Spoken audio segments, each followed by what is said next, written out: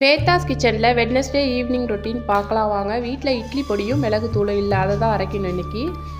மிளகுத்தூளுக்கு கொஞ்சமாக மிளகு எடுத்து நான் நல்லா ட்ரை ரோஸ்ட் பண்ணிப்பேன். கொஞ்சமாக சூடேறுற வரையும் பண்ணிவிட்டு அதை ஆற வச்சுட்டு அரைச்சிட்டோன்னா மிளகுத்தூள் ரெடி. அதை ஸ்டோர் பண்ணிவிட்டு மீதி இருக்கிற தூளை ஒரு சின்ன டப்பாவில் போட்டு அதில் கொஞ்சம் உப்பு போட்டு மிக்ஸ் பண்ணால் நம்ம தனித்தனியாக முட்டை தவாவில் உடச்சி ஊற்றும் போது அது தூவி விட்டால் அது ஒரு டேஸ்ட்டாக இருக்கும்.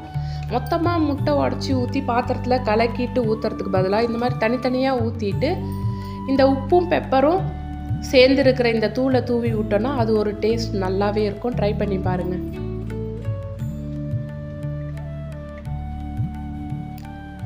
இட்லி பொடி தான் அரைக்கணும். காலியாகி 2 நாள் ஆகிடுச்சு. இட்லி பொடிக்கு நான் பெரிய ஆழாக்கில் ஃபுல்லாக உளுத்தம்பருப்பு எடுத்துருக்கிறேன்.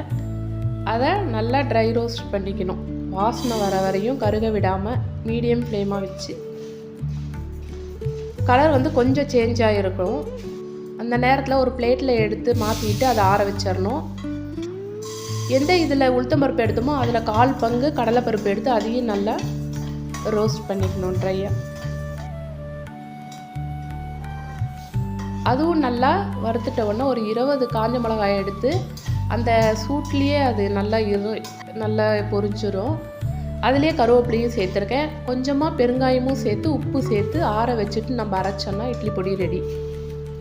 இந்த இட்லி பொடி பார்த்திங்கன்னா கொஞ்சம் நெய் சேர்த்து சாதத்துக்கும் பிசைஞ்சு சாப்பிட்லாம். ஈவினிங் டைம் ஸ்நாக்ஸுக்காக புதினா பஜ்ஜி தான் செஞ்சுருந்தேன். போண்டா புதினா வாங்கி அப்படியே இருந்தது, சரி அதில் செய்யலாம் அப்படின்ட்டு ஒரு கட்டு புதினால பாதி தான் எடுத்தேன்.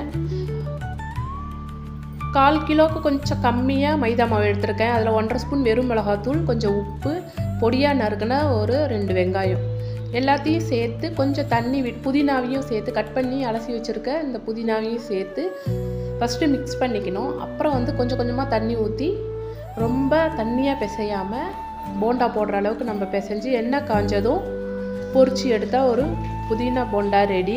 இதே மெத்தடில் நம்ம முருங்கைக்கீரையும் சேர்த்து செஞ்சால் அதுவும் நல்லாயிருக்கும்.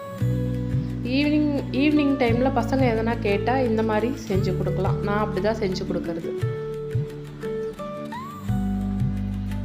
மாவு தண்ணியாக இல்லாமல் திக்காக இருந்ததுன்னா கொஞ்சம் கிறிஸ்பியாக இருக்கும் போண்டா. தண்ணியாகிடுச்சுன்னா கொஞ்சம் மெத்துன்னு இருக்கும்.